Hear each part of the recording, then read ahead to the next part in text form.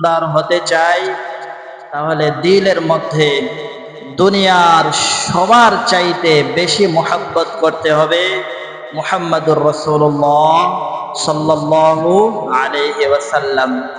নবীজি বলেন, লা ইউমিনু আহাদুকুম হাত্তা আকুনা আহাব্বা আলাইহি মিন ওয়ালিদিহি ওয়া ওয়ালাদিহি ওয়ান নাসি আজমাইন। ততক্ষণ পর্যন্ত তোমরা পরিপূর্ণ ঈমানদার হতে পারবে না, ততক্ষণ পর্যন্ত তোমাদের ঈমান পূর্ণতায় পৌঁছা অসম্ভব, যতক্ষণ পর্যন্ত সন্তান সন্ততি, স্ত্রী, পিতা মাতা, এমনকি দুনিয়ার যত মানুষ আছে সবার চাইতে আমাকে বেশি মোহাব্বত না করতে পারবে। রাসূলুল্লাহকে যদি সবচাইতে বেশি মোহাব্বত করা না যায়, তাহলে পরিপূর্ণ ঈমানদার হওয়া যায় না। তাহলে কি কি কাজ করলে নবীজির মোহাব্বত বৃদ্ধি পায়, এগুলো আমাদের জানা দরকার, ঠিক না? শুধুমাত্র রসুলকে ভালোবাসি, নবীজিকে মোহাব্বত করে এই গান আর গজল গাইলেই কিন্তু মোহাব্বত করা হয় না। কিছু করণীয় আছে, ভালোবাসা বৃদ্ধির কিছু আমলও আছে, ঠিক না? আর রসুল বলেছেন, মান আহাব্বা সুন্নতি ফাকাদ আহাব্বানি। আমাকে যে মোহাব্বত করে এটার মাপকাঠি আছে। মাপকাঠি হলো যে যত বেশি সুন্নত পালন করে সে আমাকে তত বেশি ভালোবাসে। সুন্নতের ধার ধারে নাই, কিন্তু বড় আশেকে রাসূল। আশেকে রাসূল বড় ব্যানারে বড় অক্ষরে লিখলে হয় না। আশেকে রাসূল হওয়া যায় রাসূলুল্লাহর আনুগত্যের মাধ্যমে।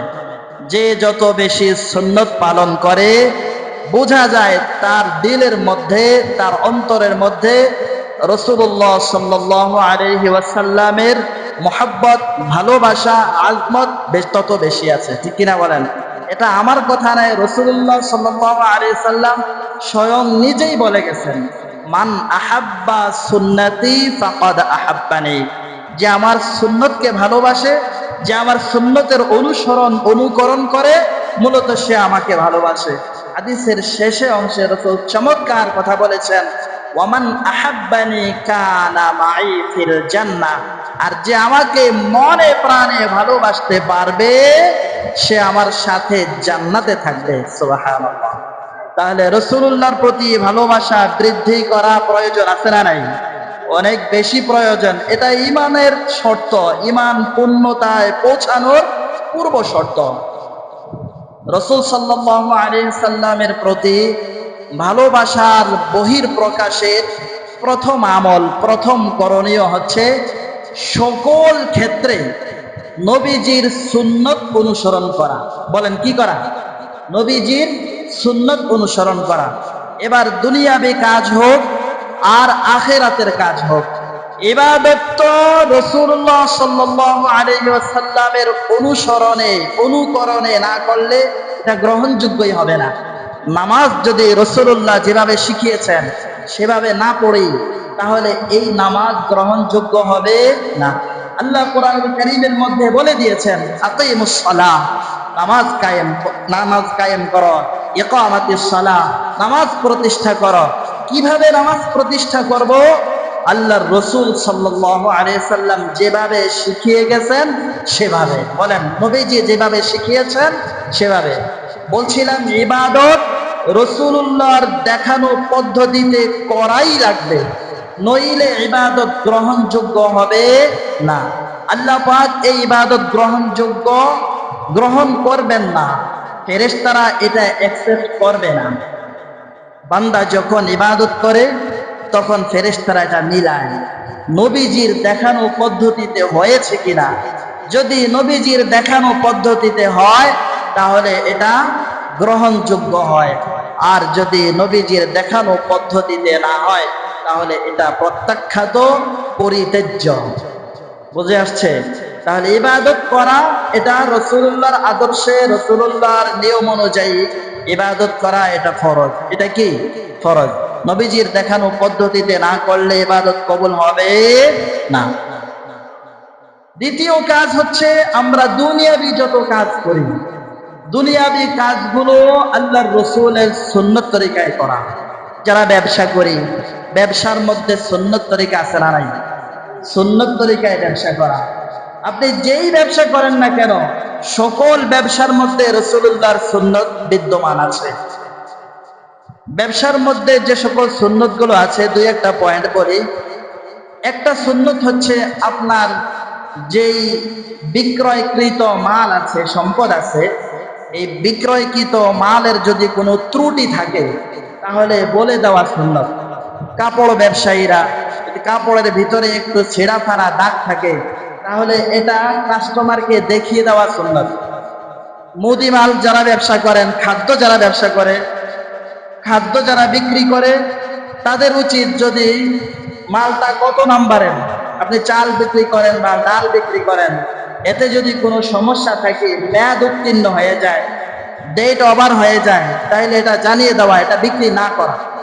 বিশেষ করে খাদ্য যারা বিক্রি করেন তাদের এই বিষয়টা খুব খেয়াল রাখতে হবে। মেয়াদ উত্তীর্ণ খাবার কোনো রকমে আল্লাহর বান্দাদেরকে খাওয়ানো যাবে না। যদি এই খাবার খেয়ে যত মানুষ অসুস্থ হয়, যত মানুষ তাৎক্ষণিক না হোক পরবর্তীতে যদি রোগাক্রান্ত হয়, তাহলে এই দায়, এই গুনাহ আপনার উপর আসবে। তাহলে বলছিলাম ব্যবসায়ী ক্ষেত্রে একটা সুন্নত হচ্ছে মালের কোনো ত্রুটি থাকলে ক্রেতাকে জানিয়ে দেওয়া। আর আরেকটা সুন্নত হচ্ছে বিক্রিত মাল ফেরত নেওয়া। বলেন কি কর? বিক্রিত মাল ফেরত নেওয়া, এটা সুন্নত। ব্যবসায়ী ভাইয়েরা খুব খেয়াল করবেন, আমাদের দেশে ব্যবসায়ীরা দোকানের ব্যাগের নিচে দিয়ে লিখে দেয় বিক্রিত মাল ফেরত নেওয়া হয় না, ঠিক কিনা? কিন্তু এটা সুন্নাতের বিপরীত কাজ, সুন্নাত পরিপন্থী কাজ। মূলত লিখে দেওয়া দরকার ছিল বিক্রিত মাল ফেরত নেওয়া হয়, ঠিক না? কাস্টমারের পকেট থেকে যদি দোকানদারের ক্যাশে কোন রকম টাকাটা গিয়া পড়তে পারে, তাইলে এই টাকা আর ফেরত নেওয়া অসম্ভব, ঠিক কিনা? এটা সুন্নত পরিপন্থী কাজ। সুন্নত তরিকা হচ্ছে বিক্রিত মাল, একজন কাস্টমার একটা পণ্য আপনার কাছ থেকে ক্রয় করে নিয়েছে, সে চাইলে যে কোনো সময় এই পণ্য যদি পছন্দ না হয় বা ইচ্ছা না হয় অথবা এখন প্রয়োজন নাই, চাইলে এটা ফেরত দিতে পারবে। আপনি যদি ফেরত নিতে পারেন তাহলে বোঝা গেছে আপনি সুন্নত তরিকায় ব্যবসা পরিচালনা করেন। আর যদি আপনি শর্ত দিয়ে দেন না, বিক্রি হওয়া মাল ফেরত নেওয়া যাবে না, বোঝা গেল আপনি রাসূলুল্লাহর আদর্শে ব্যবসা করতে পারেন না। যারা চাকরি করেন তাদের জন্য রাসূলুল্লাহর আদর্শ আছে। চাকরিতে অফিস ফাঁকি দেয়, এরকম আছে না নাই? শুধু অফিসাররা অফিস ফাঁকি দেয় বিষয়টা এমন নাকি কাজের লোকেরাও ফাঁকি দেয়? মালিক কাছে থাকলে কাজের গতি থাকে একরকম, আর মালিক কাছে না থাকলে কাজের গতি হয়ে যায় অন্যরকম। কাজ যদি চুক্তি দিয়ে দেয় তাহলে কাজের গতি থাকে একরকম, কাজ চুক্তিতে না দিলে, হাজিরা হিসাবে কাজ করাইলে শ্রমিকদের কাজের গতি হয়ে যায় অন্যরকম, ঠিক না? কিন্তু এখানে তারা রাসূলুল্লাহর আদর্শ গ্রহণ করতে পারে নাই।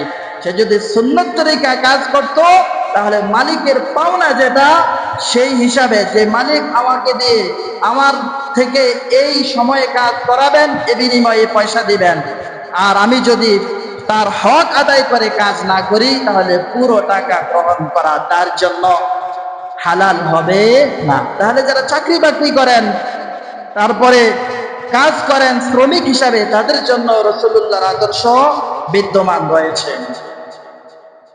আপনি অন্য যে কোনো কাজ করেন, সকল কাজের মধ্যে রাসূলুল্লাহর আদর্শ আছে না নাই? আপনি রাজনীতি করেন, এখানেও নবীজির আদর্শ আছে না নাই? আমাদের দেশে রাজনীতি হয়ে গেছে পেটনীতি, ঠিক না?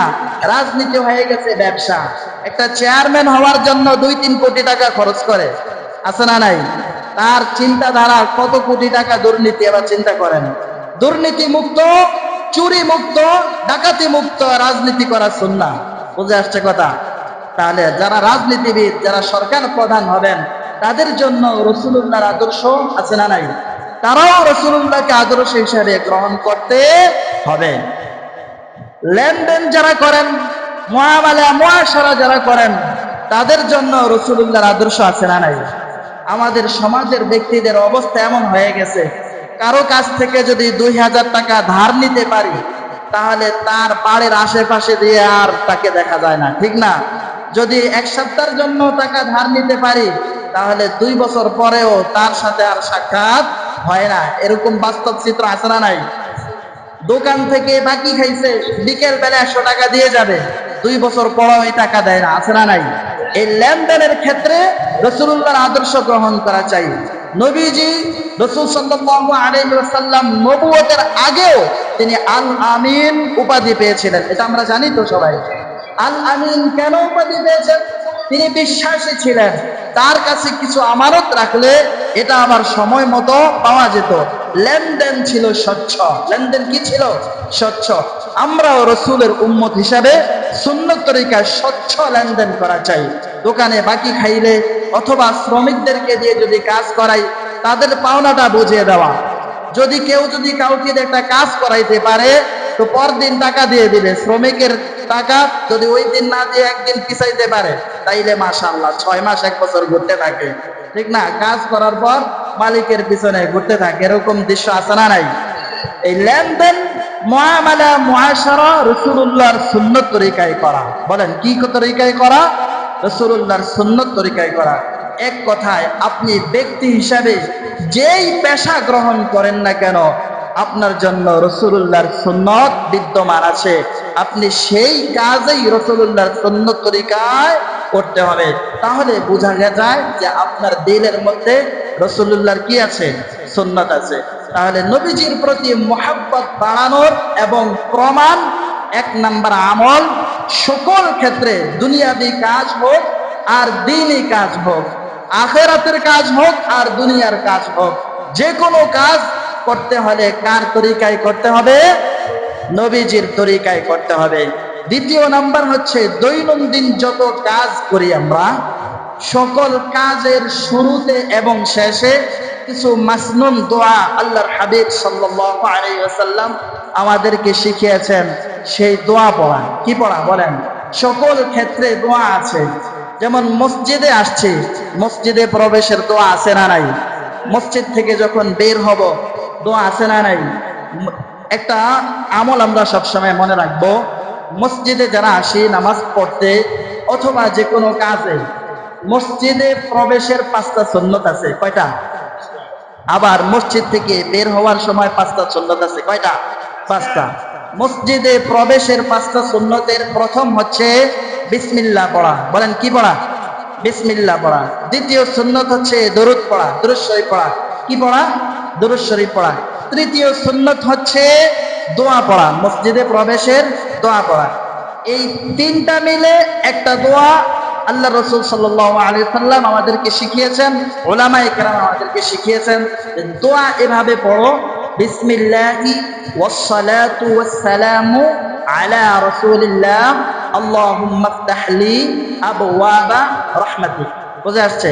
শুধু মসজিদে প্রবেশের দোয়া হচ্ছে আল্লাহুম্মা ইফতাহ লি আবওয়াবা রাহমাতিক। আর বিসমিল্লাহ এবং দরুদ সাথে এড করলে দোয়াটা এভাবে হয়। আমার সাথে বলেন, বিসমিল্লাহি ওয়াস সালাতু ওয়াস সালামু আলা রাসূলিল্লাহ আল্লাহুম্মা ইফতাহ লি আবওয়াবা রাহমাতিক। এভাবে দোয়া পড়লে একসাথে কয়টা সুন্নত আদায় হয়? 3টা। চতুর্থ সুন্নত হচ্ছে ডান পা দিয়ে মসজিদে প্রবেশ করা। বলেন, মসজিদে কোন পা দিয়ে প্রবেশ করব? ডান পা দিয়ে মসজিদে প্রবেশ করা। পঞ্চম সুন্নত হচ্ছে মসজিদে প্রবেশ করার পর দিলে দিলে ইতিকাফের নিয়ত করা। বলেন কি করা? ইতিকাফের নিয়ত করা। অর্থাৎ মসজিদে প্রবেশের পরে কোনো বেহুদা কথা, কোনো বেহুদা কাজ করা যাবে না। আপনি চুপ করে বসে থাকেন, তবুও বেহুদা কথা বলবেন না। ওই ইতিকাফে বসলে যেভাবে বেহুদা কথা বলা যায় না, মসজিদে যতক্ষণ অবস্থান করবেন ততক্ষণের ইতিকাফে নিয়ত করবেন।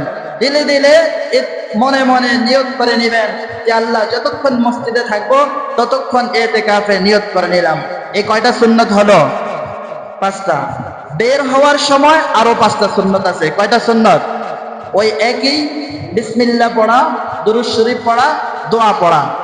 তো 3টা একত্রিত মিলে দোয়াটা এভাবে পড়বো, বিসমিল্লাহি ওয়াসসালাতু ওয়াসসালামু আলা রাসূলিল্লাহ আল্লাহুম্মা ইন্নী আসআলুকা মিন ফাদলিক। যখন প্রবেশ করব, আল্লাহুম্মা ইফতাহলি আবওয়াবা রাহমাতিক, আল্লাহ আপনার রহমতের দরজা আমার জন্য খুলে দেন।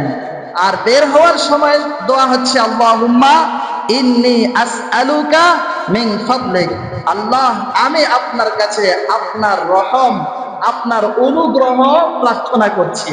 অনুগ্রহ প্রার্থনা করি কার কাছে? আল্লাহর কাছে। তো যখন বের হব তখন এই দোয়া পড়বো। দোয়া পড়বো, বিসমিল্লাহি ওয়াসসালাতু ওয়াসসালামু আলা রাসূলিল্লাহ আল্লাহুম্মা ইন্নী আসআলুকা মিন ফাদলিক। এভাবে দোয়া পড়লে কয়টা সুন্নত আদায় হয়ে যায়? 3টা সুন্নত আদায় হয়ে যায়। চতুর্থ সুন্নত হচ্ছে বের হওয়ার সময় বাম পা দিয়ে বের হওয়া। বলেন কোন পা দিয়ে? বাম পা দিয়ে বের হওয়া। পঞ্চম সুন্নত হচ্ছে আমরা মসজিদ থেকে বের হওয়ার পরে জুতা পায়ে দেই না, ডান পায়ে জুতা আগে দেওয়া। বলেন কোন পায়ে? খুব একদম কঠিন না, একদম খুব সূক্ষ্ম বিষয়, একটু খেয়াল করলেই সুন্নত আদায় করা সম্ভব, ঠিক না? নাকি আছে না নাই? যদি আপনি সুন্নত তরিকায় সুন্নত হিসাবে আগে ডান পায়ে জুতা দেন, তাহলে নেকি লিখে দিবেন কে? তাহলে শুধু মসজিদ থেকে বের হয় না, যখনই জুতা পায়ে দিবেন তখন আগে কোন পা দিবেন? বলেন আগে কোন পা? ডান পা। আর যখন খুলবেন তখন আগে বাম পা। বুঝে আসছে? যত ভালো কাজ আছে তত ভালো কাজ ডান হাতে করা, ডান পা আগে দেওয়া। উপরে যখন উঠবেন ডান পা আগে দিবেন, নিচে যখন নামবেন বাম পা আগে দিবেন, গাড়িতে যখন উঠবেন ডান পা দিবেন, যখন নামবেন তখন বাম পা দেন। নামার সময় বাম পা দেওয়াটাই সেফ। দেখবেন অনেক সময় চলন্ত গাড়ির মধ্যে নামার সময় পাঁচওয়ালা বলে যে বাম পা দেন, বাম পা দেন, ঠিক না? তাইলে এটা সুন্নত তরিকা। এটা কি সুন্নত তরিকা? সুন্নতের যত আমল আছে, যেটা এটা যেমনি ভাবে পরকালের জন্য উপকারী, তেমনি ভাবে দুনিয়ার জন্য উপকারী। বলছিলাম যত কাজ আছে, মসজিদে আসা, ঘরে যাওয়া, ঘর থেকে বের হওয়া, যত কাজ আছে, কাজের আগে পরে দোয়া পড়া, এটা রাসূলুল্লাহর কি সুন্নাত। এই আমলগুলো করলে নবীজির প্রতি মহব্বত, বলেন নবীজির প্রতি মহব্বত বাড়ে, নবীজির প্রতি মহব্বত বাড়ে। ঘরে যখন ঢুকবেন ঘরে ঢোকার দোয়া আছে, ঘর থেকে যখন বের হবেন তখনও কি আছে? দোয়া আছে। বিশেষ করে যখন কোনো সফরে রওনা হবেন বা বাড়ি থেকে বের হবেন, ঘর থেকে বের হওয়ার সময় বিসমিল্লাহি তাওয়াক্কালতু আলাল্লাহ লা হাওলা ওয়ালা কুওয়াতা ইল্লা বিল্লাহ। পারবো না এতটুকু? এই ছোট ছোট দোয়াগুলো তো আমরা পারি, কিন্তু মনে থাকে না আমল করার জন্য। আমি বলছি আপনি যদি 40 দিন নিয়ম করে দোয়াগুলো পড়েন, অটোমেটিক মুখে দিয়ে আসবে। কদিন? বলেন কতদিন? 40 দিন। আমল করতে পারবো না ইনশাআল্লাহ? যখন বাজারে যাই তখনও সুন্নত তরিকা আছে, বাজারে যাওয়ার দোয়া আছে। আবার কিছু সুন্নত তরিকা আছে, যার সাথে দেখা হবে ছোট বড় সকলকে কি দিব? বলেন সালাম দিব। সালামের প্রসার ঘটাও। রাসূল বলছেন যে তোমরা যদি পরিপূর্ণ ইমানদার হতে চাও, তাহলে একে অপরকে, এক মুসলমান অপর মুসলমানকে মুহাব্বত করো, বেশি বেশি কি করো? মুহাব্বত করো। অতঃপর নবীজি বলেন তাহাবাবতুম আফশুস সালামি বাইনাকুম, একে অপরের প্রতি মুহাব্বত তখনই সৃষ্টি হবে যখন একে অপরকে কি করবে? সালাম দেবে। ছোট বড়কে সালাম দেবে, বড়রা ছোটকে সালাম দিবে, ইমাম মুসল্লিদেরকে সালাম দিবে, আবার মুসল্লিরাও ইমামকে সালাম দিবে, ছাত্র শিক্ষকদেরকে সালাম দিবে, আবার শিক্ষকেরাও ছাত্রদেরকে সালাম দিবে। সুতরাং প্রতিযোগিতা হওয়া দরকার, কে কত আগে সালাম দিতে পারে।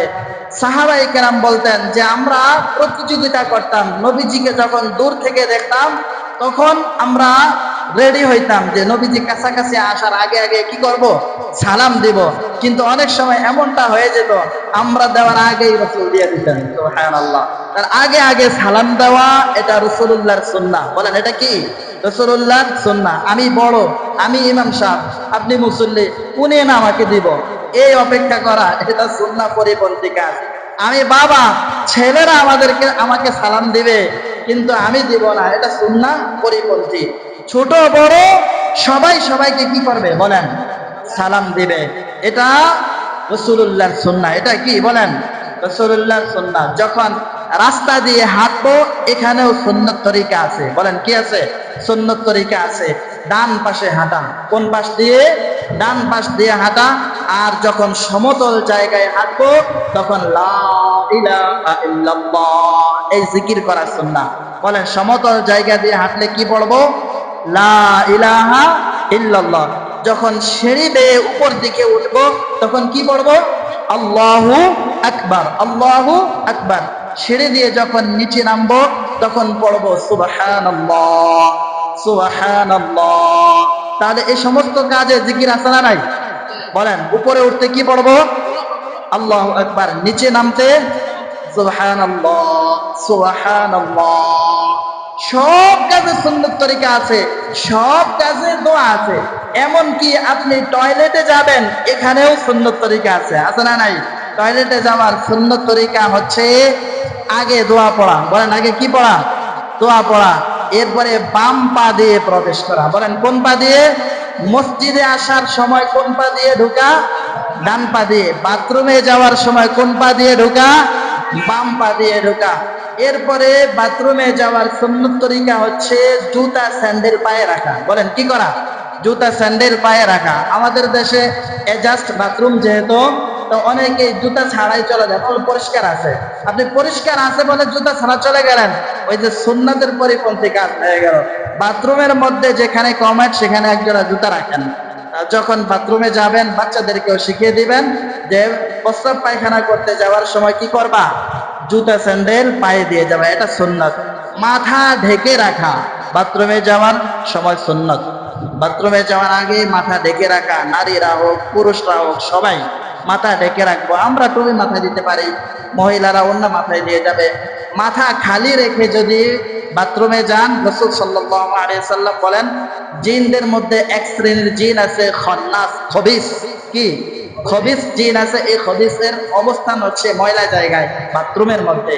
এজন্য রাসূল সাল্লাল্লাহু আলাইহি সাল্লাম শিখিয়ে দিয়েছেন বাথরুমে যাওয়ার আগে দোয়া পড়ো, আল্লাহুম্মা ইন্নী আউযু বিকা মিনাল খুবুসি ওয়াল খাবাইস। আল্লাহ খাচ্চর জিন থেকে আপনার কাছে আশ্রয় চাই। বাস সহজ অর্থ। বুঝতে পারছে কথা? যদি দোয়া মনে না থাকে আরবিটা শিখে নিবেন, আরবি দোয়া পড়লেই অক্ষরে অক্ষরে নাকি। তাহলে যদি দোয়া মনে না থাকে অন্তত এতটুকু বলবেন যে আল্লাহ খবিস জিন থেকে আপনার কাছে কি চাই? আশ্রয় চাই। বিশেষ করে নারীরা দোয়া ছাড়া বাথরুমে ঢুকবেন না। ওই নারীদের উপরে বদ জিন, বদ আসর, অসুস্থতা বেশি, আছে না নাই? পুরুষদের তুলনায় নারীদের অসুস্থতা বেশি। কারণ হচ্ছে বদ ওয়াসওয়াসা তাদের উপরে বেশি। যদি একটু সেভ হয়ে চলেন, বাথরুমে যাওয়ার সময় মাথাটা ঢেকে রাখেন, ঘরে থাকলেও মাথাটা ঢেকে রাখেন, সকাল সন্ধ্যা একটু সেভ হয়ে চলেন, আল্লাহ পাক বিভিন্ন রোগ বিমারি থেকে হেফাজত করবেন। আর পুরুষরাও সকল ক্ষেত্রে রাসূলুল্লাহর সুন্নত অনুসরণ করা চাই। বলছিলাম বাথরুমে আসা যাওয়ার পথেও সুন্নত তরিকা আছে না নাই? কোন পা দিয়ে যাব? বাম পা দিয়ে যাব। জুতা স্যান্ডেল পায়ে রাখবো, মাথা ঢেকে রাখবো। বাথরুমে যাওয়ার সময়, ইস্তেঞ্জা করার সময় কোনো কথা বলা যাবে না। বাথরুমে বসে কথা বলা পাপ। বলেন কি?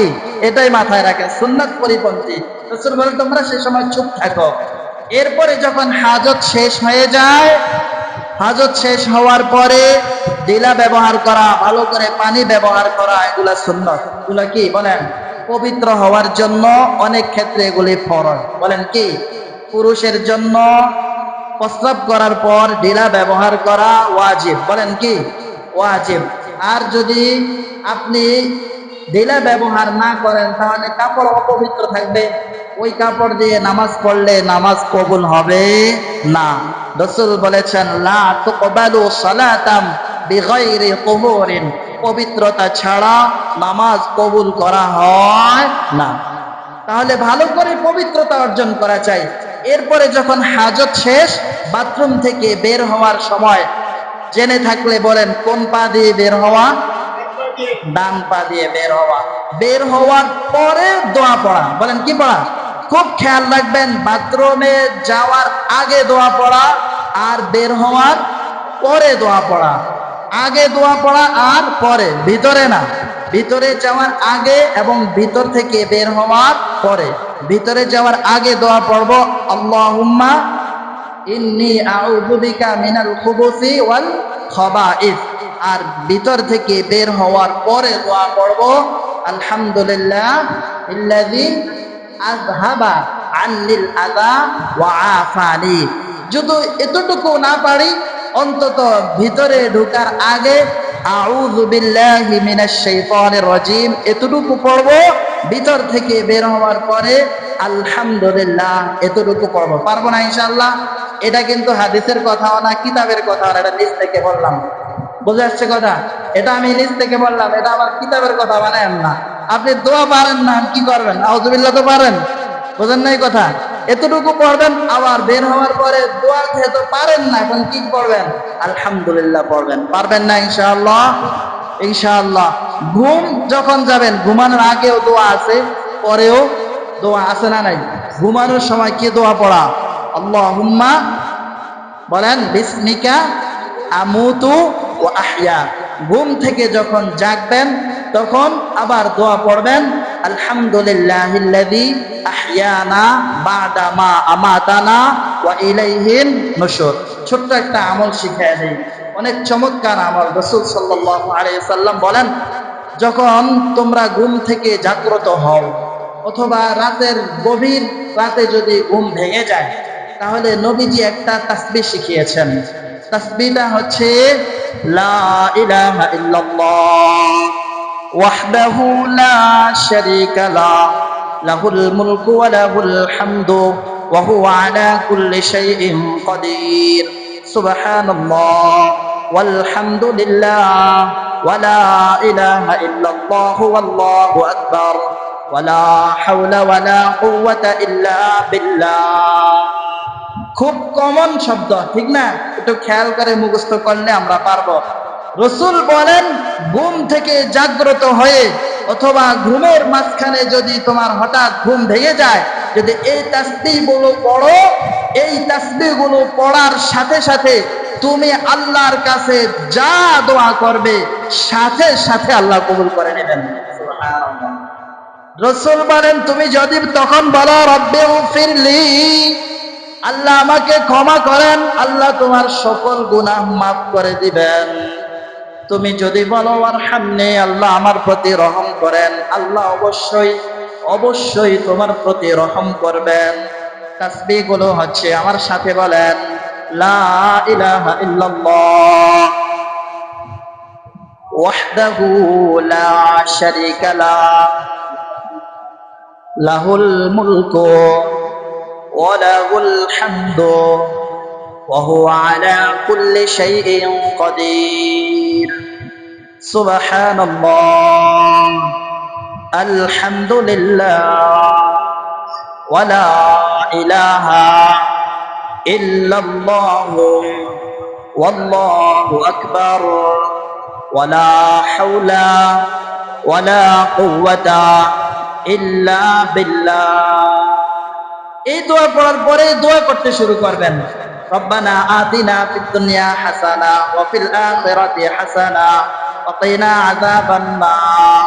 অথবা আপনার নিজস্ব ভাষায় দোয়া করবেন, আল্লাহ আমার গুনাহ মাফ করেন, আমার প্রতি রহম করেন, আমার শরীরটা অসুস্থ, আপনি সুস্থতা দিয়ে দেন, আমার মা অসুস্থ, আপনি তাকে সুস্থ করে দেন, আমার বিবি অসুস্থ, তাকে সুস্থ করে দেন, আমার সন্তানেরা আমার কথা শোনে না, তাদেরকে হেদায়েত দিয়ে দেন, অথবা আমি অভাবী, আমার অভাব দূর করে দেন, আমার এই প্রয়োজন আমাকে এটা দেন, আমার ওটা প্রয়োজন ব্যবস্থা করে দেন। যা কিছু প্রয়োজন চাইবো তো একজনের কাছে, কার কাছে? আল্লাহর কাছে চাইবো। তবে কিছু সময় আছে, কিছু অবস্থা আছে। রাসূল বলেন, ঘুম ভাঙার পরে যদি এই দোয়াগুলি পড়ে, তাসবিহগুলো পড়ে পড়ে আল্লাহর কাছে দোয়া করতে পারো, আল্লাহ তাৎক্ষণিক সাথে সাথেই তোমাদের দোয়া কবুল করে নেবেন। সুবহানাল্লাহ। বলছিলাম, সকল কাজের আগে পরে দোয়া পড়া এটা সুন্নাহ। এটা কি বলেন? সুন্নাহ, এই আমলগুলো করলে রাসূলুল্লাহর প্রতি মহব্বত বাড়ে। আর রাসূলুল্লাহর প্রতি পরিপূর্ণ মহব্বত অর্জন করতে না পারলে পরিপূর্ণ ঈমানদার হওয়া যায় না। আল্লাহ পাক আমাদের সবাইকে আল্লাহর রাসূল সাল্লাল্লাহু আলাইহি ওয়াসাল্লামের সুন্নত এবং আদর্শ জীবনের প্রতিটা ক্ষেত্রে অনুকরণ করে করে জীবনকে দামি বানাবার তৌফিক দান করেন, বলেন আমিন। ওয়া আখির দাওয়ানা আনিল হামদ।